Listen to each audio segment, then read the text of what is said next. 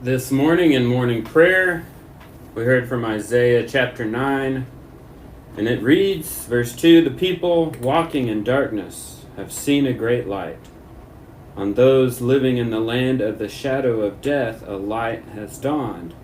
And verse 6, "For to us a child is born, to us a son is given, and the government will be on his shoulders, and he will be called Wonderful Counselor, Mighty God, Everlasting Father, Prince of Peace.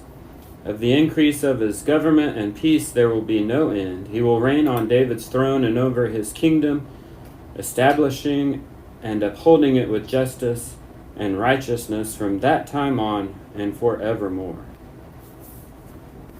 My friend Madeline Shelton Hawley, who is a priest in Austin, working at the Seminary of the Southwest, says that when she hears this passage, she always thinks of Handel's Messiah. I always think of Christmas. We hear this at Christmas. We hear Handel's Messiah at Christmas. It reminds me of the Old Testament or Hebrew scripture reading at Christmas time. And I think of all those Christmas songs. I think of the candlelight service singing Silent Night.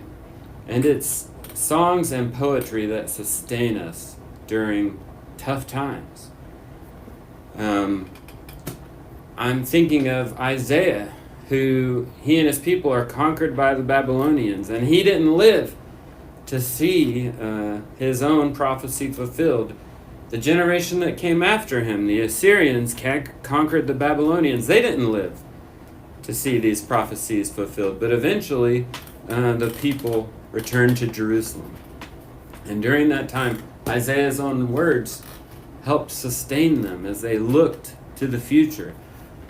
These words sustain me during tough times. When I hear them at Christmas, I'm encouraged about this expectation of a future where God sets everything right. This hope of peace, this hope of justice, this hope of that we hear at Christmas of the lion laying down with the lamb.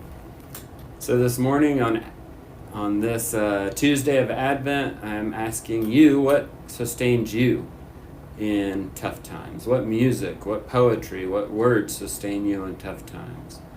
I will see you tomorrow.